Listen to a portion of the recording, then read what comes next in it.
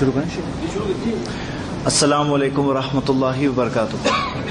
الحمدللہ والصلاۃ والسلام علی رسول اللہ وعلی آلہ واصحابہ اجمعین، اما بعد. قال تعالی فی کلامہ المجید، بسم اللہ الرحمن الرحیم، والعصر ان الانسان لفی خسر الا الذین آمنوا وعملوا الصالحات وتواصوا بالحق وتواصوا بالصبر. یقیناً سب تعریف اللہ وحدہ لا شریک کی، درود اور سلام آخری نبی محمد صلی اللہ علیہ وسلم پر. میرے بھائیوں، ہم آج اس مختصر درس میں انشاءاللہ ایک بہت اہم موضوع کے متعلق قرآن و حدیث سے کچھ باتیں دیکھیں گے. ہمارا موضوع آج یہ ہے بے عملی، وجہ کیا، علاج کیا، کیا ہے اس کی وجوہات اور کیا ہے اس کا علاج. مطلب میرے بھائیوں، ایمان کے ساتھ ساتھ اللہ رب العالمین نے قرآن میں عمل کا بھی ساتھ ساتھ میں ذکر کیا ہے. ایمان کے ساتھ ہم پڑھتے ہیں قرآن میں آمنو کے ساتھ عمل صالح کا بھی ذکر ہے. ہم یہ دیکھتے ہیں کہ بہت سارے لوگ ایسے ہوتے ہیں جو ایمان تو الحمدللہ ہوتا ہے ان کا، یہ جھوٹے لوگ نہیں ہوتے ہیں، ان کا سچ مچ ایمان ہوتا ہے. یہ سچ مچ مانتے ہیں کہ محمد صلی اللہ علیہ وسلم اللہ کے رسول ہیں.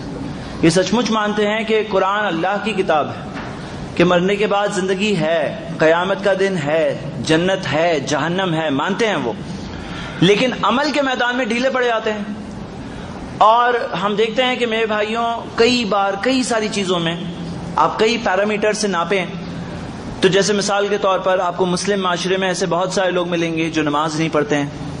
آپ کو مسلم معاشرے میں بہت سارے ایسے لوگ ملیں گے جن کے گھروں میں ٹی وی ہے، حالانکہ ہم سب جانتے ہیں کہ ٹی وی میں کتنی ساری بے حیائیاں، کتنی ساری برائیاں ہیں.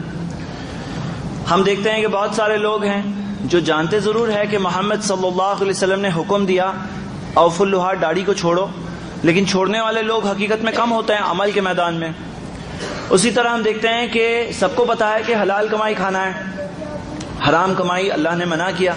پیارے نبی محمد صلی اللہ علیہ وسلم کی حدیث ہے کہ کل جسد نبت من السحت فالنار اولی بہ، ہر وہ گوشت جو حرام کمائی کھا کر بنتا ہے جہنم کی آگ کا حق ہوتا ہے اس پر. پتا ہے سب کو، لیکن پھر بھی بہت سارے لوگ ہیں جو پیسہ سامنے آ گیا تو حلال حرام سائڈ پہ، بس پیسے کیسے بھی کر کے آ جائے اپنی جیب میں. تو میرے بھائیوں، یہ عمل کے میدان میں اتنا ڈھیلا پن کیوں ہو جاتا ہے؟ اس کی وجہ کیا ہے؟ ہم وہ چیز کے متعلق انشاءاللہ قرآن و حدیث سے 3 وجہ دیکھیں گے، اس کے 3 علاج دیکھیں گے انشاءاللہ. اس میں مقصد ہماری خود کی زندگی ہے تاکہ ہم اپنی زندگی کو قرآن و حدیث کے مطابق بنائیں. کیونکہ اصل میں قرآن کی آیت ہے، اللہ تعالیٰ نے کہا سورۃ العصر میں والعصر، وقت کی قسم کھائی اللہ نے، وقت گواہ ہے، وقت کی قسم کھائی.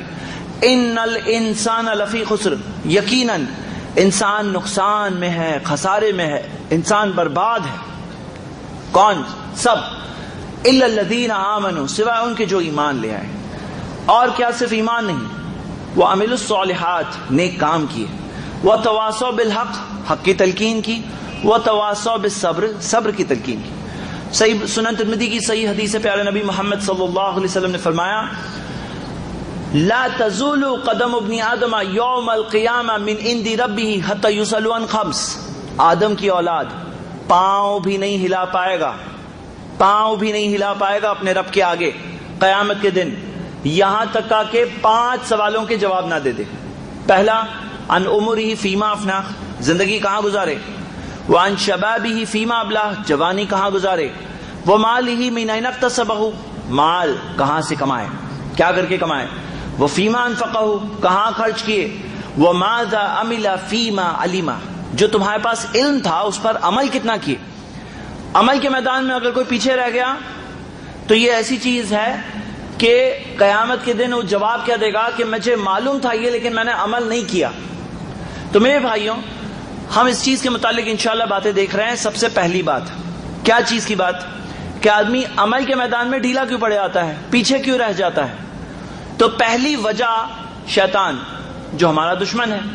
اور شیطان کے بارے میں اللہ تعالیٰ نے فرمایا قرآن میں سورہ فاطر میں سورہ نمبر 35 آیت نمبر 6، ان الشیطان لکم عدو فاتخذوہ عدوا، شیطان تمہارا دشمن ہے، اسے دشمن ہی سمجھنا. تو شیطان جو ہمارا دشمن ہے میرے بھائیوں، اور اس کے متعلق اللہ نے قرآن میں بتایا کہ اس نے اللہ سے کہا تھا، سورہ اعراف کی آیت ہے سورہ 7 آیت نمبر 16، لَأَقْعُدَنَّ لَهُمْ عَلَى صِرَاطِكَ الْمُسْتَقِيمِ، اے اللہ تیرے سیدھے راستے پر میں اس کا انتظار کروں گا. کس کا؟ ہمارا. ثُمَّ لَآتِيَنَّهُم مِّن بَيْنِ أَيْدِيهِمْ، پھر آگے سے حملہ کروں گا. وَمِن خَلْفِهِمْ، پیچھے سے حملہ کروں گا. وَعَنْ أَيْمَانِهِمْ، دائیں سے حملہ کروں گا. وَعَنْ شَمَائِلِهِمْ، بائیں سے حملہ کروں گا. وَلَا تَجِدُ أَكْثَرَهُمْ شَاكِرِينَ، ان میں سے اکثر کو تو ناشکرا پائے گا، اکثر کو تو ناشکرا پائے گا. اس نے اللہ کو چیلنج کیا. میرے بھائیوں، کئی ہمارے بھائی ہیں مسلم جو یہ سمجھتے ہیں جیسے کہ اللہ کا شیطان کا کمپٹیشن ہے.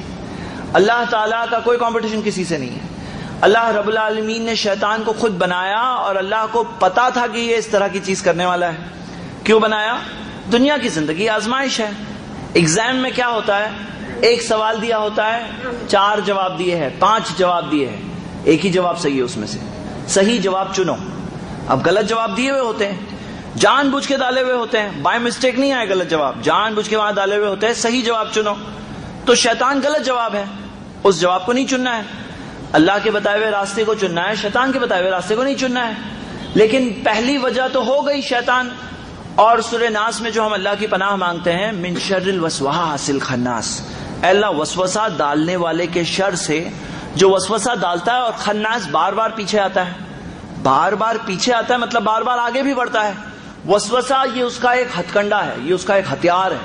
اور میرے بھائیوں، جو اللہ تعالیٰ نے کہا نا شیطان تمہارا دشمن ہے، دشمن. اب دشمن کی بات جب آتی ہے تو ہم لوگ دیکھتے ہیں کہ جیسے مثال کے طور پر الگ الگ کنٹریز ہیں. اب وہ لوگ جب دشمنی میں ہوتے ہیں تو ایک جگہ سے دوسری جگہ خبری بھیجتے ہیں کہ وہاں کی معلومات معلوم کر کے آؤ، کیونکہ دشمنی میں معلومات، دشمن کی کیا طاقت ہے، اس کی کمزوری کیا ہے. اسی طرح میرے بھائیوں شیطان ہمارا دشمن ہے. اب اس کی طاقت کیا ہے، اس کے ہتھ کنڈے کیا ہے، اس کے ہتھیار کیا ہے اور اس کی کمزوری کیا ہے، یہ معلومات جاننا بہت ضروری ہے. اور یہ ساری کی ساری معلومات ہے موجود اللہ کے کلام میں، محمد صلی اللہ علیہ وسلم کی حدیثوں میں، کہ شیطان کہاں پر مضبوط بنتا ہے، کہاں پہ آ کے وہ کمزور بن جاتا ہے، اس کے کیا کیا ہتھ کنڈے ہیں. جیسے وسوسہ، اب آدمی بیٹھا ہوا ہے، بیٹھے بیٹھے اس کے دل میں خیال آیا کہ یہ غلط کام کر، سمجھتا ہے میری خود کی آئیڈیا ہے، لیکن اس کی خود کی آئیڈیا نہیں ہوتی ہے. من شر الوسواس الخناس، وسوسہ ڈالنے والے کے شر سے، جو وسوسہ ڈالتا ہے کہاں پر؟ الذی یوسوس فی صدور الناس، انسانوں کے سینوں میں وسوسہ ڈالتا ہے. دل میں لے نہ لے وہ ہماری بات، سینے میں ڈال دیتا ہے. میرے بھائیوں ہم یہ دیکھیں کہ یہ اس کا ایک ہتھ کنڈا ہے. اسی طرح قرآن کی آیت ہے سورہ نساء کی سورہ 4 آیت نمبر 120، اللہ تعالیٰ نے بتایا یعدہم ویمنیہم، شیطان وعدے کرتا ہے اور تمنائیں پیدا کرتا ہے، تمنا. وما یعدہم الشیطان الا غرورا، شیطان کے وعدے نہیں ہیں سوائے دھوکے کے. دھوکہ ہے یہ، شیطان کے سب وعدے دھوکے وعدے. اب دیکھو ایک آدمی بیٹھا ہے اپنی زندگی جی رہا ہے ٹھیک ٹھاک، تو شیطان اسے خواب دکھائے گا کہ دیکھو اپنے خوابوں کا گھر چاہیے نہیں چاہیے. اب وہ خواب کا وہ بڑا گھر پکچر میں آ جائے گا دماغ میں، بولے وہ گھر آ گیا، اچھا فرنیچر آ گیا تو بیوی خوش ہوں گے، بچے یہاں سے وہاں بھاگیں گے، سب طرف خوشیاں چھائی ہوئی ہوگی. لیکن بہت سارے لوگ ہیں جن کے پاس ایسا گھر ہے لیکن کوئی خوشی نہیں، بلکہ نیند کی گولی کھا کے سونا پڑتا ہے. ایسی بہت ساری حقیقتیں ہیں. تو شیطان وعدے کرنے میں ایکسپرٹ ہے، تمنائیں پیدا کرنے میں ایکسپرٹ ہے. اب میرے بھائیوں پہلی وجہ تو ہم نے دیکھ لی ہے شیطان. اب ہم نے آج شروع میں ہی بات بتائی گئی کہ ہم لوگ انشاءاللہ آج 3 وجہ دیکھیں گے اور 3 علاج دیکھیں گے. وجہ اور علاج. سوال یہ ہے کہ وجہ تو دیکھ لیے، علاج اس کا کیا ہے؟ اب میرے بھائیوں علاجوں میں بہت سارے علاج ہیں قرآن و حدیث میں. شیطان کے خلاف لڑنے، اس کے خلاف کامیاب ہونے کے بہت ساری چیزیں دی گئی. ہم وہ ساری باتوں میں سے صرف ایک بات آج سیکھیں گے انشاءاللہ. اور میں آپ سب کو یہ ابھارتا ہوں کہ اگر تھوڑا سا دھیان دیں گے تو یہ 3 وجہ اور 3 علاج سب کے سب یاد ہو جائیں گے انشاءاللہ. پہلی وجہ شیطان، اس کے علاج میں ہم ایک علاج دیکھ رہے ہیں لیکن بہت ہی سالڈ علاج ہے، اور وہ قرآن کی آیتوں سے بھی ہے، حدیثوں سے بھی ہے. میں ایک حدیث پڑھ رہا ہوں، صحیح مسلم کی حدیث ہے کتاب الذکر میں. پیارے نبی محمد صلی اللہ علیہ وسلم نے فرمایا من سلک طریقا یلتمس فیہ علما، جو علم حاصل کرنے کے لیے کسی راستے پر چلتا ہے، سہل اللہ لہ بہ طریقا الی الجنہ، اس وجہ سے اللہ اس کے لیے جنت کے راستے کو آسان کر دے گا. جو جنت کا راستہ ہے اللہ تعالیٰ ایزی بنا دے گا، آسان بنا دے گا. کس کے لیے؟ علم کے راستے پر چلنے والے کے لیے اللہ اس کے لیے جنت کے راستے کو آسان بنا دے گا. جنت کے راستے کا نام کیا ہے؟ صراط المستقیم.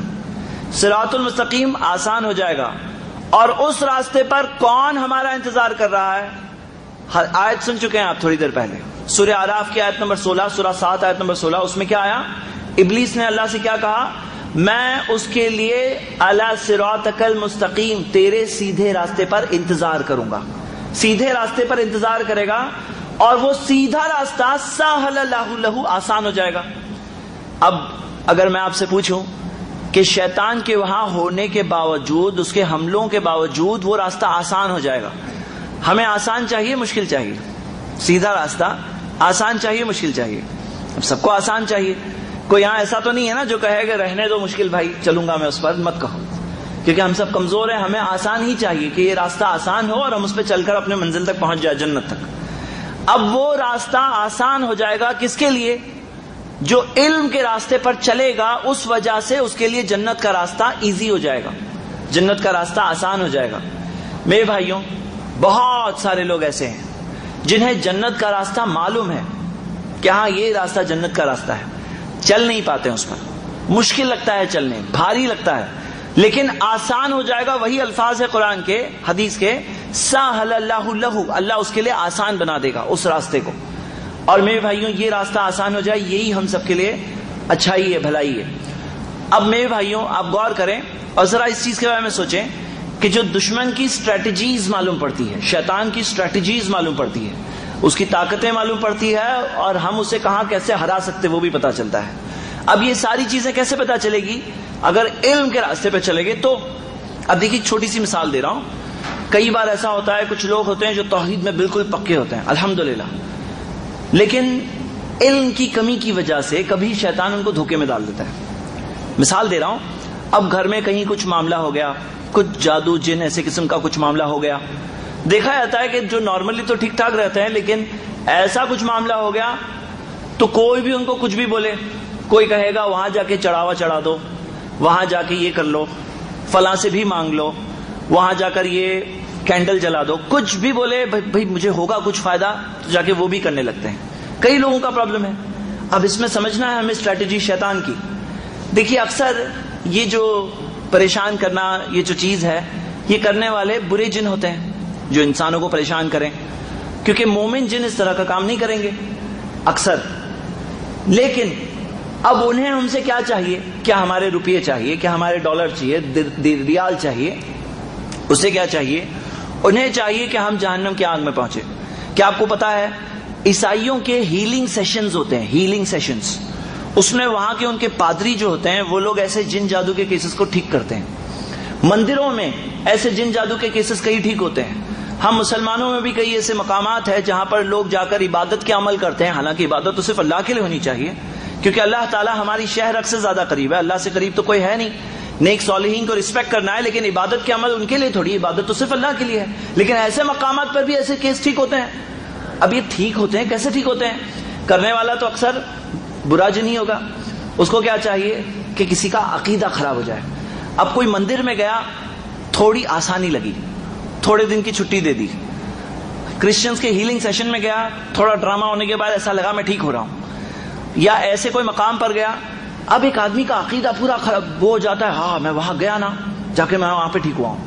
ایسے ہی لوگ اتنا شرک نہیں کرتے ہیں اس دنیا میں, جو اتنے سارے لوگ بتوں کی پرستش کرتے ہیں, اپنے ہاتھ سے بنائے ہوئے مورتیوں کی. کیسے؟ میرے بھائیوں یہ سب چیزیں ہوتی ہیں اس کے پیچھے. اب کوئی اگر علم حاصل کرے تو اس کو ساری اسٹریٹجی سمجھ میں آئے گی, اور صحیح علاج کا طریقہ قرآن و حدیث میں ہے, وہ چیز سے ہمیں کرنا ہے, اور قرآن میں اللہ تعالیٰ نے شفا رکھا ہے. میں ایک مثال دی خالی میں نے. میرے بھائیوں ایسی بہت ساری چیزیں ہیں کہ شیطان کو ہم کیسے ڈیفیٹ کر سکتے ہیں. دل میں وسوسہ آئے تو کیسے فائٹ کرنا ہے. علم کے راستے پر چلیں گے تو جنت کا راستہ آسان ہوگا, اور وہ راستہ جو ہم سب کو چاہیے کہ آسان چاہیے. اب لیکن افسوس کی بات یہ ہے کہ بہت سارے ہمارے بھائی ہیں جو علم کے لیے وقت ہی نہیں نکالتے ہیں. کبھی کچھ لوگ ایسے ہوتے ہیں, سال میں ایک بار کوئی بڑا پروگرام ہو رہا ہے, وہاں جاتے ہیں, بیٹھتے ہیں, سیکھتے ہیں, علم حاصل کرتے ہیں. سال میں ایک بار ان کے لیے جنت کا راستہ آسان ہو جاتا ہے. کوئی ایسا بھی ہوتا ہے جو کوئی ماہانہ پروگرام ہے, آپ کے شہر میں کہیں ماہانہ پروگرام ہے, وہاں پہ جاتے ہیں, وہاں پہ آ کے بیٹھتے ہیں, سیکھتے ہیں, مہینے میں ایک بار ان کے لیے آسان ہو جاتا ہے. کوئی ایسا ہوتا ہے جو جمعہ میں کے دن جلدی سے آتے ہیں, بیٹھتے ہیں, اہتمام کر برابر سے سنتے ہیں, ان کے لیے ہفتے میں ایک بار آسان ہوتا ہے.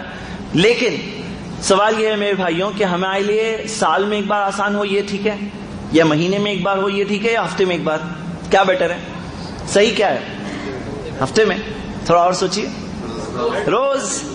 روز آسان چاہیے، تو روز علم کے راستے پر چلنا ہوگا.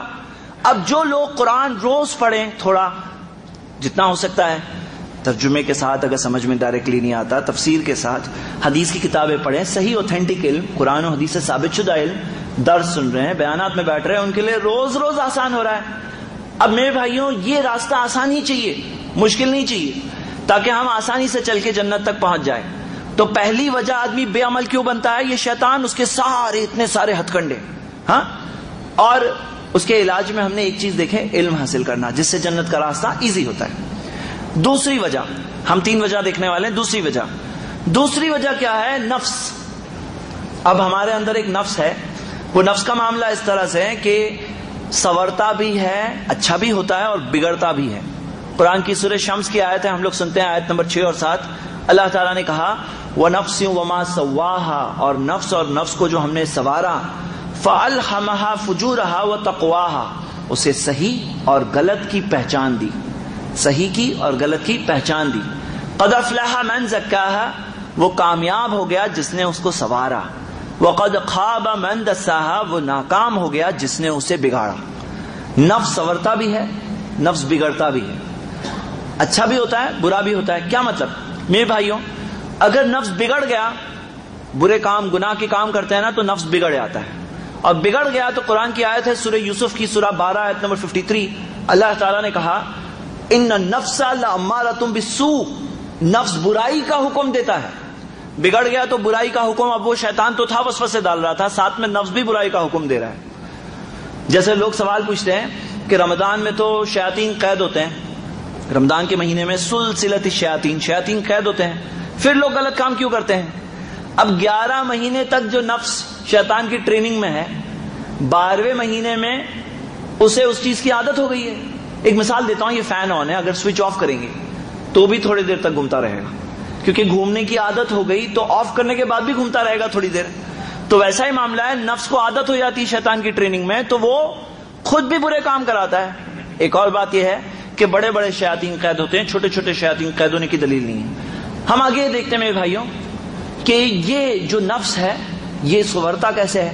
اب آدمی جیسے مثال کے طور پہ صبح میں سویا ہوا ہے، اذان سنائی دی، اب اگر اٹھ گیا، بولے نہیں، جسم کہہ رہا ہے، شیطان کہہ رہا ہے سوئے رہو، بہت نیند آ رہی ہے، تھک گئے ہو، مت اٹھو، لیکن وہ اٹھا، بولے نہیں، اٹھنا ہے کیونکہ حکم ہے یہ اللہ کا، اللہ بہتر جانتا ہے میرے لیے کیا اچھا ہے. وہ راحت اچھی راحت نہیں ہے جو اللہ کی نافرمانی کر کے ملے. وہ اٹھے، نماز پڑھنے گیا. اب اگلے دن اٹھنا تھوڑا آسان ہو گیا کیونکہ نفس کو عادت ہو گئی، تھوڑا سنور گیا. لیکن اگر سویا رہا تو اگلے دن اٹھنا تھوڑا سا اور مشکل ہو گیا. یہ الگ بات ہے کہ اللہ کی مدد سے ساری مشکلوں کو پار پھر بھی کر سکتا ہے، لیکن نفس بگڑ رہا ہے. تو یہ ہو گئی دوسری وجہ، نفس. اب اس کا علاج کیا ہے؟ تزکیہ نفس کے متعلق قرآن اور صحیح حدیثوں میں ہمیں بہت ساری چیزیں ملتی ہیں. میں وہ ساری باتوں میں سے ایک بات دوں گا اس مقصد سے تاکہ ہم میں سے ہر ایک اس چیز کو اگر یاد رکھ کر عمل کریں تو ہمیں اپنی پرسنل زندگی میں بہت بڑی مدد ملے گی. لیکن یہ جو بات میں بتانا چاہ رہا ہوں یہ قرآن حدیث کی بات ہے، میری بات تو نہیں ہے، لیکن یہ تھوڑی سی عمل کرنا مشکل ہے، خاص طور سے نوجوانوں کے لیے، کیونکہ ہمارا معاشرہ اس کے خلاف ہے، یہ چیز کے خلاف ہے. اور وہ ہے کیا؟ رسول اللہ صلی اللہ علیہ وسلم کی ایک حدیث امام بہقی نے جمع کی ہے اپنی کتاب شعب الایمان میں، تحقیق صحیح الجامع میں، حدیث صحیح سند سے. پیارے نبی محمد صلی اللہ علیہ وسلم نے فرمایا اکثر الذکر حازم لذات، کثرت سے یاد کرو لذتوں کو ڈھانے والی کو. لذتوں کو ڈھانے والی جو چیز ہے نا، کیا ہے وہ؟ کیا ہے وہ؟ موت. اس کو کیا کرو؟ اکثر الذکر، بہت یاد کرو، موت کو کثرت سے یاد کرو. اور اللہ کے رسول صلی اللہ علیہ وسلم نے کہا کہ موت کو کثرت سے یاد کرو. فما ذکرہ عبد قط، جب بھی بندہ موت کو یاد کرے گا، وہو فی ضیق، تنگی میں ہے، الا وسعہ علیہ، اسے آسانی لگے گی. وہو فی سعۃ الا ضیقہ علیہ، اور بہت آسانی میں تو تھوڑی تنگی لگے گی. میرے بھائیوں، نبی صلی اللہ علیہ وسلم نے کہا لذتوں کو ڈھانے والی چیز کیا ہے؟ موت کو کثرت سے یاد کرو. جیسے بلڈنگ ہے، اب بلڈنگ کو ڈھانے کے لیے بلڈوزر ہے، ہاں، یا جیسے مکہ آپ دیکھیں گے وہاں پہ پہاڑوں کو توڑنے کے لیے JCB وغیرہ کیا کیا لگے ہوئے ہیں، لیکن لذتوں کو ڈھانے کے لیے JCB بلڈوزر نہیں چاہیے. وہاں پر موت کو یاد کرتے ہیں تو لذتوں کو ڈھانے والی چیز ہے، اور لذتوں کو اگر ہم نہیں ڈھائیں گے تو وہ لذتیں ہمیں ڈھا دے گی. تو میرے بھائیوں صحیح بات کیا ہے کہ اللہ کے رسول محمد صلی اللہ علیہ وسلم نے کہا کہ کثرت سے یاد کرو. جیسے میں مثال بتاتا ہوں، مسند الفردوس میں صحیح حدیث ہے، اللہ کے رسول محمد صلی اللہ علیہ وسلم نے فرمایا، صحیح سند سے یہ حدیث ملتی ہے ہمیں، نبی صلی اللہ علیہ وسلم نے فرمایا اذکر الموت فی صلاتک، اپنی نماز میں اپنی موت کو یاد کرو. لیکن ہمارے ہاں کیا کہتے ہیں لوگ، موت کا نام آتا ہے نا تو ڈائریکٹ ریئیکشن ہوتا ہے، بولتے ارے مرے تمہارے دشمن، موت کا نام کیوں لیتے ہو؟ مطلب موت کا نام بھی لینا گوارا نہیں ہے لوگوں کا، یاد کرنا تو دور کی بات. اللہ کے رسول محمد صلی اللہ علیہ وسلم نے کہا ہر نماز میں صلی صلاۃ مودعین، الوداعی نماز پڑھو. تو جیسے بزرگ حضرات جو ہیں وہ تو موت کو یاد کرتے ہیں، بولتے ہیں اب میرے مرنے کا وقت آ گیا. کوئی جوان ملتا ہے کبھی جو موت کو یاد کر رہا ہے؟ لیکن اللہ کے رسول محمد صلی اللہ علیہ وسلم نے کہا کثرت سے یاد کرو، اور موت کو یاد کریں گے تو یہ لذتوں کو ڈھانے والی چیز ہے، سیدھا نفس کنٹرول میں آتا ہے. جیسے بہت سارے لوگ کہتے ہیں نماز پڑھتے ہیں تو دھیان بھٹکنے لگتا ہے. دھیان لگتا نہیں ہے، کیوں؟ کام پہ لگا ہوا ہے دھیان فارغ نہیں ہوا، جسم فارغ ہوا ہے، دھیان کام پہ لگا ہوا ہے، ابھی بھی پلاننگ کر رہا ہے. دھیان کو فارغ کرنا ضروری ہے. اب موت کو یاد کریں گے تو سیدھا بالکل دھیان کنٹرول میں آتا ہے. لذتوں کو ڈھانے والی چیزیں، ایک چھوٹی سی مثال دیتا ہوں. اگر کوئی آدمی بہت لذیذ قسم کا کھانا کھا رہا ہے، بہت بہترین قسم کا کھانا کھا رہا ہے، منہ میں بالکل پانی آیا ہوا ہے، کیا پسند ہے آپ کو؟ تندوری چکن پسند ہے، بریانی پسند ہے، آپ کھا رہے ہو. اب اگر کوئی خبر دے کہ باہر کوئی کھڑا ہوا ہے شوٹ کرنے والے تمہیں، ہاں سنتے ہی کیا ہوگا؟ پوری لذت جو منہ میں تھی چلی گئی. وہ لذتوں کو ڈھانے والی چیز ہے موت کی یاد. اور میرے بھائیوں آپ اگر دیکھیں گے صبح شام کی دعائیں، اب صبح صبح اٹھ رہے ہیں موت کی یاد ہے، اس میں کون سی دعا میں موت کی یاد ہے؟ ہاں الحمدللہ الذی احیانا، تعریف اللہ کی جس نے ہمیں زندہ کیا، بعد ما اماتنا، ہماری موت کے بعد، نیند موت کی طرح ہے، وإلیہ النشور، اور اسی کی طرف واپس لوٹنا ہے. واپس لوٹنا ہے یعنی ایک دن ایسا سوئیں گے اٹھیں گے ہی نہیں. تو ہم صبح اٹھتے اٹھتے ہی موت کو یاد کر رہے ہیں. سواری پہ چڑھ رہے ہیں، سبحان الذی سخر لنا ھذا، اس کے آخری حصہ کیا ہے؟ وَإِنَّا إِلَىٰ رَبِّنَا لَمُنْقَلِبُونَ، ہمیں ہمارے رب کی طرف ہی واپس لوٹنا ہے. کہ سواری پہ چڑھ کر یہاں سے وہاں جا رہا ہوں، عزیزیہ سے فلاں جگہ جا رہا ہوں، لیکن ایک دن تو سب جو جانے والا ہوں، ہاں شرفیہ سے نہیں جا رہا ہوں، تو وہ ایک دن جو جانے والے ہیں سفر پر، وہ آدمی یاد کر رہا ہے. میرے بھائیوں الیہ النشور، تو صبح شام کی دعاؤں میں، اور مریض کی عیادت کرو، اور مردے کے جنازے کا حق ہے ہر مسلم کا کہ اسے ہم اس کے جنازے کے پیچھے چلیں. تو یہ موت کی یاد کثرت سے ہمارے دین میں بلٹ ان ہے، بلٹ ان. تو ہم یہ دیکھتے ہیں کہ پہلی دوسری وجہ کیا دیکھا ہم نے؟ نفس. اس کے علاج میں ہم نے کیا دیکھے؟ موت کی یاد. تیسری وجہ کیا چیز کی وجہ؟ جو لوگ بے عمل بن جاتے ہیں اس کی تیسری وجہ، کئی وجہوں میں تیسری وجہ وہ یہ ہے دنیا. اب بہت سارے لوگوں کے لیے کیوں بے عمل بن جاتے ہیں؟ دنیا کے اٹریکشنز، دنیا کی رنگینیاں، دنیا کی لذتیں، یہ دنیا دھوکے میں ڈال دیتی ہے لوگوں کو. ان کی وجہ کیا ہے دھوکے میں پڑنے کی؟ دنیا ہے. اور کئی سارے لوگ ہیں جو ٹھیک ٹھاک، جو بے عمل کیوں بن گئے؟ عمل کے میدان میں کیوں بن گئے؟ کسٹمر سامنے آیا تو پھر ابھی کچھ ایڈجسٹمنٹ کرو، شٹر کا کچھ معاملہ کرو، کسٹمر ہاتھ سے نہیں چھوٹے، رزق تو اللہ کے ہاتھ میں ہے نا. میرے بھائیوں صحیح بات کیا ہے کہ اب یہاں پر تیسری وجہ آدمی عمل سے بے عمل کیوں بن جاتا ہے؟ وہ دنیا ہے. دنیا کی جو اٹریکشنز ہے نا، اللہ تعالیٰ نے دنیا کو بنایا ہی ایسا ہے. اللہ کے رسول محمد صلی اللہ علیہ وسلم نے کہا کہ دنیا خضرۃ و حلوہ، ہری بھری ہے اور میٹھی ہے. مطلب بہت چاشنی ہے، اٹریکشن ہے. جو یہ آدمی سوچتا ہے کہ یہاں کی سڑکیں، یہ عمارتیں، یہ میرا گھر، یہ سماج، یہ سوسائٹی، یہ معاشرہ، یہ دوست احباب، یہی سب کچھ ہے، ایسا لگتا ہے، لیکن ہے نہیں. چھوڑ کے آئیں گے دنیا سے. قرآن میں اللہ نے کہا، سورہ آل عمران کی آیت نمبر 185 ہے، اللہ تعالیٰ نے کہا کہ وَمَا الْحَيَاةُ الدُّنْيَا إِلَّا مَتَاعُ الْغُرُورِ، دنیا کی زندگی نہیں ہے سوائے دھوکے کا سامان. دھوکہ، یہ ڈسیپشن، دھوکہ ہے. دھوکہ کیا ہے؟ دھوکہ یہ ہے کہ دھوکہ اس میں کیا ہے؟ دنیا کے اندر دھوکہ کیا ہے؟ اب سوچو میرے بھائیوں، اگر ایسا ہوتا کہ ایک آدمی جیسے جیسے جیسے دیندار بن رہا ہے، ایمان اس کا بڑھ رہا ہے، عمل بڑھ رہا ہے، اچھا انسان بنتا جا رہا ہے، ویسے ویسے اس کی مال بھی بڑھتے آ رہا ہے. جتنا نیک بن رہا ہے اتنا مال بڑھ رہا ہے، اور نیک بنا اور مال بڑھ گیا. اور اس کی باڈی پاورفل ہو گئی اور صحت مند ہو گیا اور اس کو عزت مل گئی، جتنا دیندار بن رہا ہے اتنا دنیا میں بھی اوپر جا رہا ہے اگر ایسا ہوتا. اور جیسے دینداری کم ہو رہی ہے ویسے دنیا میں غریب بھی ہوتا جا رہا ہے، پریشان حال ہوتے آ رہا ہے، مشکل اور پریشانی میں ہے. سب سے پریشان حال وہ لوگ ہیں جو سب سے بے دین لوگ ہیں. اگر ایسا ہوتا تو کوئی دھوکہ نہیں، یہی تو حقیقت ہے. لیکن یہاں ہم آنکھیں کھول کے دیکھتے ہیں کئی لوگ ہیں جو کفر کر رہے ہیں، اسلام کے خلاف چالے چل رہے ہیں. اب یہودیوں کو دیکھیے، کئی لوگ ہیں جو بدعتیں کر رہے ہیں، شرک کر رہے ہیں، لیکن مالی طور پہ بھی بہت مالدار ہیں. نیک لوگ بھی مالدار ہیں، گنہگار بھی مالدار ہیں. نیک لوگوں پر بھی آزمائشیں آتی ہیں، گنہگاروں پہ بھی آزمائشیں آتی ہیں. یہی تو دھوکہ ہے. اگر ایسا نہیں ہوتا تو سب کو سمجھ میں آ جاتا. لیکن میرے بھائیوں یہی تو امتحان ہے. اگر مان لیجئے کہ اگر ایسا نہیں ہوتا تو سب کو امتحان کیا ہوتا؟ تو ایگزام کیا ہے، اسی لیے تو پرکھایا رہا ہے. تھوڑی سی زندگی ہے، اس میں یہ دھوکے میں پڑنا نہیں ہے. اللہ تعالیٰ نے بتایا یہ حقیقت یہ ہے کہ صحیح مسلم کی حدیث ہے، پیارے نبی محمد صلی اللہ علیہ وسلم نے کہا مت دنیا فی الآخرہ، یہ دنیا آخرت کے سامنے کیا ہے. اب لوگوں کے مائنڈ میں کیسا ہے کہ جیسے دنیا اور آخرت بیٹر. لیکن نبی صلی اللہ علیہ وسلم نے کہا کہ کیا ہے؟ کہا سوائے یہ کہ تم میں سے کوئی اپنی انگلی کو سمندر میں ڈبائے، کیا لے کر آئے گی؟ اب انگلی کو سمندر میں ڈبائیں گے، جتنا پانی لے کر آئی یہ دنیا ہے، اور جو سمندر بچ گیا نا وہ آخرت ہے. اور لوگ سمجھتے ہیں اسے کہ یہ بہت امپورٹنٹ ہے. اب یہاں پہ کوئی مالدار ہے، یہاں پہ کوئی غریب ہے، یہاں پہ کوئی پاورفل ہے، کوئی کمزور ہے، لیکن یہ آزمائش ہے. اب کوئی اگر انگلی ڈبا کر دیکھ رہا ہے، تھوڑا سوچ رہا ہے، تو تھوڑی دیر میں انگلی سوکھ جائے گی. پتا چلا کہ ہے تو بہت تھوڑی، وہ بھی ہاتھ سے چلے جاتی ہے. تھوڑی سی دنیا ہے، دنیا کچھ نہیں ہے. آخرت کے سامنے دیکھیں گے نتھنگ. قیامت کے دن مجرمین سے پوچھا جائے گا کتنا ٹائم رہ کر آئے ہو؟ کہیں گے کہ ہم لوگ ایک دن رہے، دن کا کچھ حصہ رہے. یہ پوری زندگی ایسے ہی لگنے والی ہے کیونکہ اتنی لمبی زندگی وہاں پر ہے. اب میرے بھائیوں بہت سارے لوگ ہیں جو دھوکے میں پڑتے ہیں اور پوری بھیڑ کے بھیڑ غلط راستے پہ بھاگتی ہے. تو یہ سب کو بھاگتے ہوئے دیکھ کر بہت سارے لوگ ہیں بولتے ہیں ہاں اتنے سارے لوگ جا رہے ہیں، یہی صحیح ہوگا. تو یہ دنیا کا دھوکہ ہے. یہ آدمی بے عمل کیوں بنتا ہے؟ یہ دنیا کے دھوکے کی وجہ سے پڑ جاتا ہے. اس کے علاج میں ہم لوگ ایک چیز دیکھیں گے انشاءاللہ کہ بھئی یہ دھوکے سے بچے کیسا.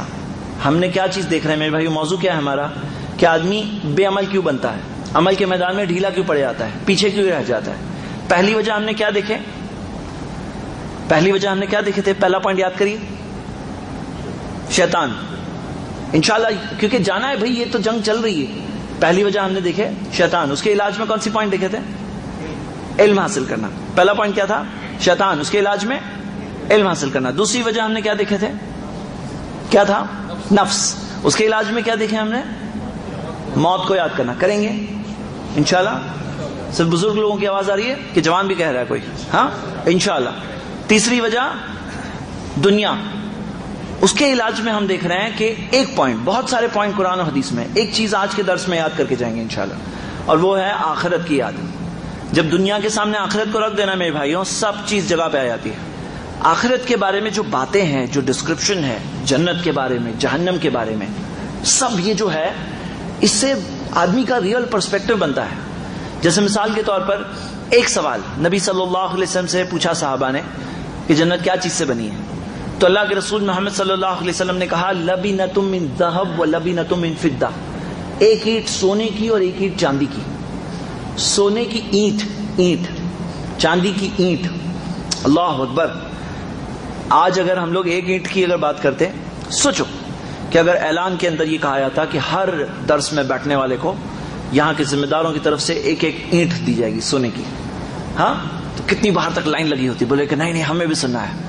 لیکن یہاں ہم لوگ اتنی چھوٹی بات نہیں کر رہے ہیں. ہم لوگ ایک اینٹ کی بات نہیں کر رہے ہیں. ہم لوگ بات کر رہے ہیں پورے محل کی جو سونے اور چاندی کی اینٹوں سے بنا ہوا ہے. اب آدمی یہ چیز کو دھیان میں رکھے میرے بھائیوں، کتنا آسان ہو جائے گا. تو دنیا کے فتنے میں نہ پھنسنے کے لیے آخرت کو اگر یاد رکھیں گے تو نہیں پھنسیں گے انشاءاللہ. جنت کیسی ہے معلوم ہونا چاہیے. جنت میں جو کیا اللہ نے رکھا ہے، جیسے مثال کے طور پر اللہ تعالیٰ نے قرآن میں بتایا کہ، اور یہی آیت جو سورہ سجدہ کی آیت ہے اس کی تفسیر کی ایک حدیث بھی ہے، میں حدیث پڑھتا ہوں ابھی.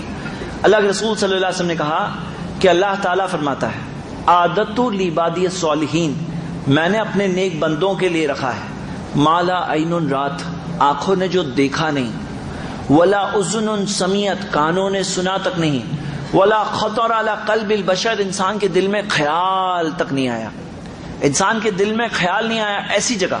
جیسے اگر سوچے نا آدمی کیا اچھی جگہ آپ نے دیکھے ہو، سوچیں گے اگر کہ میں یہ اچھی جگہ پتا ہے، وہ اچھی جگہ پتا ہے، لیکن جنت کیسی ہے کسی نے سوچ نہیں سکتا.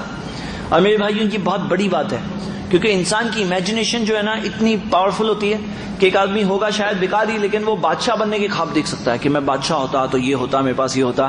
لیکن جنت کیسی نہیں سوچ سکتا ہے، کیونکہ جنت اتنی خوبصورت جگہ ہے جہاں پہ اصل خوشی ہے، جہاں پہ لاسٹنگ خوشی ہے، اور سب سے بڑی نعمت کہ میرا رب مجھ سے راضی ہے. اور جو جنت میں اللہ نے جنتیوں کے لیے جو نعمتیں رکھی ہے، اور سب سے بڑی نعمت جو اللہ تعالیٰ کا دیدار ہے. لیکن ساتھ میں جہنم بھی جگہ ہے. میرے بھائیوں جہنم کا ڈسکرپشن بھی معلوم ہونا چاہیے، کیونکہ جنت اور جہنم دونوں سامنے رکھیں گے تو ایک انسان کے اندر وہ تقوی آئے گا جس سے وہ پہچان کر صحیح فیصلہ کر پائے گا، عمل کے میدان میں ڈھیلا نہیں پڑے گا، اپنی اولاد کو بگاڑنے کا خود وجہ نہیں بنے گا. خود ماں باپ وجہ بنتے ہیں اپنی اولاد کے بگڑنے کی. خود ہم دیکھتے ہیں کہ ان کی تربیت پریکٹیکلی یہی ہو جاتی ہے، بھئی کیا ہونے والا ہے وہ پیڑھی کا جو ٹی وی کی تربیت میں بڑی ہو رہی ہے.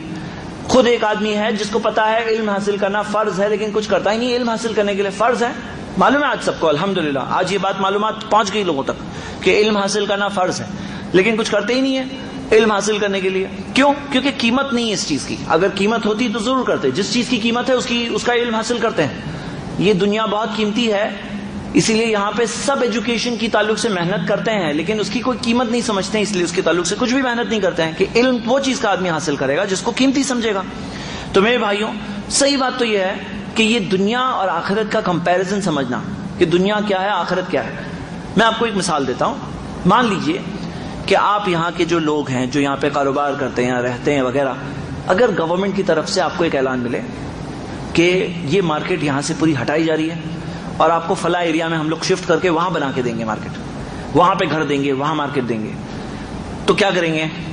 اب کوئی بھی ہے تو ایسا کرے گا کہ بھئی معلوم تو کرو کہاں دے رہے ہیں، کچھ انفارمیشن تو معلوم کرو. اب کہاں دے رہے ہیں، اچھی جگہ دے رہے ہیں، خراب جگہ دے رہے ہیں، کیا دے رہے ہیں؟ ایک مثال ہے یہ خبر نہیں، ابھی خبر دوں گا. ابھی خبر یہ ہے میرے بھائیوں کہ ہم سب یہاں سے شفٹ ہونے والے ہیں، ہم سب کا ایڈریس بدلنے والا ہے دنیا سے. دنیا ایڈریس ہمیشہ نہیں رہنے والا ہے. ہم میں سے ایک ایک کا ایڈریس دو میں سے ایک جگہ ہی ہو سکتا ہے. ایک جگہ ہے جنت یا ایک جگہ ہے جہنم. اب کیسی جگہ ہے معلوم کر لیں. مارکیٹ شفٹ ہوگی تو معلوم کرتے ہیں، تو ہم لوگ یہ کیوں نہیں معلوم کر سکتے ہیں کہ جنت کیسی ہے اور جہنم کیسی ہے؟ معلوم ہونا چاہیے نا، تاکہ ویسے فیصلے کریں گے. مثال کے طور پر سورہ نساء کی آیت ہے، سورہ 4 آیت نمبر 56. اللہ تعالیٰ نے جہنم کے بارے میں بتایا کہ وہاں پر کلما نضجت جلودہم، وہاں پہ جیسے ہی چمڑیاں جل جائے گی، اللہ تعالیٰ نے کہا بدلناہم جلودا غیرہا، دوسری چمڑی مل جائے گی، لیذوقوا العذاب، تاکہ عذاب کو چکھیں. وہ آج جا کر سائنس کو یہ پتا چلا کہ یہ جو چمڑی ہے ہماری، اس میں ہی درد محسوس کرنے کی وہ پین ریسپٹرز ہوتے ہیں. پہلے کچھ اور مانا جاتا تھا، بعد میں پتا چلا یہ چمڑی میں ہی ہوتے ہیں. مطلب چمڑی اگر ٹوٹلی جل جائے تو پھر درد بھی محسوس ہونا بند ہو جاتا ہے. ٹوٹل جو چمڑیاں جل جاتی ہے، ماڈرن ریسرچ سے بعد میں پتا چلا ٹوٹل جل جائے تو ڈاکٹر وہ پرک بھی کر کے دیکھتا ہے، اور اگر درد نہیں محسوس ہوا نا، یعنی کہ چمڑی ٹوٹلی جل گئی. ایک وقت آ سکتا تھا کہ لوگ آ کر ہمیں کہتے کہ جہنم کی آگ میں جا کے جلیں گے نا، جب چمڑیاں جل جائے گی تو درد محسوس ہونا بند ہو جائے گا، آ کر کہتے شاید. لیکن قرآن میں دیا ہوا ہے جیسے ہی چمڑی جل جائے گی نئی چمڑی آئے گی، کیونکہ اللہ کے علم میں تو ہے ہی کہ یہ معاملہ ہے کہ چمڑی کے اندر کیا معاملہ ہے. میرے بھائیوں یہ چیزیں ہیں، جہنم کیسی ہے، جنت کیسی ہے. تو ہم سب تین باتیں ہم نے دیکھی. آخر میں میرے بھائیوں میں ایک حدیث پڑھ کر ختم کروں گا، اور یہ حدیث میں اللہ کے نبی محمد صلی اللہ علیہ وسلم نے فرمایا، الدنیا سجن المومن، دنیا مومن کا قید خانہ ہے. سجن قید خانہ. وہ جنت الکافر، کافر کی تو یہ جنت ہے. مومن کے لیے کیا ہے؟ قید خانہ ہے. قید خانے میں کیسا ہوتا ہے آدمی؟ پابندیاں ہوتی ہیں، یہ لمٹ ہے، اس کے باہر نہیں جانا. اب میرے بھائیوں بہت سارے لوگ ہیں جو اس قید خانے کے باہر زندگی بتاتے ہیں. جو اللہ نے منع کیا وہ چیزوں میں مبتلا رہتے ہیں، غلط چیزوں میں رہتے ہیں. وقتی طور پر رہ سکتے ہیں، امتحان چل رہا ہے، جو کرنا ہے کرو، لیکن جو کریں گے اس کا بھگتان ہونا ہوگا. ایمان کے ساتھ میں اللہ نے عمل کا ذکر کیا ہے. کوئی شارٹ کٹ راستہ نہیں ہے جیسے کئی لوگ اپنے آپ کو کہتے ہیں کہ ہاں بچ جائیں گے، کوئی نہ کوئی بچا لے گا. ایسا کچھ نہیں ہے. اگر ایمان کے ساتھ عمل صالح نہیں ہے، فَأَمَّا مَنْ ثَقُلَتْ مَوَازِينُهُ، کسی جس کا ترازو بھاری ہو جائے، ترازو بھاری نہیں ہوا، نہیں فائدہ، کوئی راستہ نہیں ہے۔ تو میرے بھائیوں، ہم سب کو چاہیے کہ ہم اپنے ایمان کو مضبوط رکھیں اور ساتھ ساتھ میں عمل کو بھی مضبوط رکھیں۔ اللہ تعالیٰ سے دعا ہے اللہ تعالیٰ ہم سب کو شیطان کے ہتھ کنڈوں کو سمجھنے اور اس سے بچنے کی توفیق دے، ہمیں اپنے نفس کو سدھارنے اور اس کی تزکیہ کرنے کی توفیق دے۔ اللہ تعالیٰ ہم سب کو دنیا کے فتنے اور آزمائشوں میں پڑنے سے بچنے کی توفیق دے۔ اقول قولی ھذا واستغفر اللہ لی ولکم ولسائر المسلمین من کل ذنب واستغفروہ انہ هو الغفور الرحیم۔ جزاک اللہ خیر۔ ابھی آپ کے سامنے شیخ کچھ نصیحتیں بیان کر رہے تھے۔ آپ لوگوں کے سامنے ایک اعلان کرنا ہے، آنے والی 18 تاریخ کو جمعے کے روز عشاء کی نماز کے بعد باب مکہ میں مسجد بشیبش میں شیخ یاسر جابری صاحب کا درس ہوگا۔ آنے والے یہ جمعہ چھوڑ کے اگلے جمعے کو مسجد بشیبش باب مکہ میں شیخ یاسر جابری صاحب کا درس ہوگا۔ آپ سے گزارش ہے کہ وہاں تشریف لے کے پہنچیں۔ دوسری بات یہ ہے کہ ہمارے باب مکہ، صحیفہ، عماریہ، کندرا، ان دیگر جگہوں پہ دروس ہوتے ہیں۔ مسجد بشیبش میں جو ہے جمعے کی نماز کے بعد شیخ ماجد صاحب جو ہیں سعودی ہیں، وہ درس دیتے ہیں، خطیب ہیں وہاں کے، اس کا ترجمہ ہوتا ہے۔ پھر باب مکہ پیٹرول پمپ کے بعد مسجد ملک عبدالعزیز میں درس ہوتا ہے عصر کی نماز کے بعد۔ پھر مسجد شہداء میں جمعے کو مغرب کی نماز کے بعد شیخ نعیم اللہ صاحب درس دیتے ہیں۔ پھر عشاء کی نماز کے بعد جو ہے صحیفہ میں مسجد اخوین میں یعقوب باجوہ صاحب درس دیتے ہیں۔ پھر سبیل میں مدرسہ خالد ولید میں عشاء کی نماز میں درس ہوتا ہے۔ کل اثنین پہ مسجد بن محفوظ میں شیخ حافظ کمال صاحب کا درس ہوتا ہے۔ کندرا میں ظہر کے بعد ہوتا ہے۔ ماشاءاللہ یہ مختلف جگہوں پہ درس ہوتے ہیں، اور عزیزیہ میں بھی ہوتا ہے۔ اسی مسجد میں ترجمہ ہوتا ہے خطبے کا۔ تو آپ لوگ کو گزارش جہاں موقع ملے وہاں تشریف ہے، تاکہ علم سیکھنا ہم سب پہ فرض ہے۔ اور یہ ہمارے جو پروگرام ہیں خالد مزمل یوٹیوب پہ ڈالیں گے، جو کوئی پروگرام یہ ڈب کر رہے ہیں آپ کو انشاءاللہ اس میں ملیں گے۔ اور آپ لوگ سے گزارش ہے اس مسجد کو بھی آپ لوگ پروگرام کے لیے کوشش کریں، اس میں جوڑیں، لوگوں کو جڑیں، تاکہ یہ ایک تو شروعات تھی چھوٹی سی، شیخ باہر سے آئے ہوئے ہیں، بمبئی سے آئے ہوئے ہیں، یہ وہ کچھ فائدہ ان سے اٹھایا جائے۔ آپ لوگ نے ٹائم دیا، جزاک اللہ خیر۔ السلام علیکم ورحمۃ اللہ وبرکاتہ۔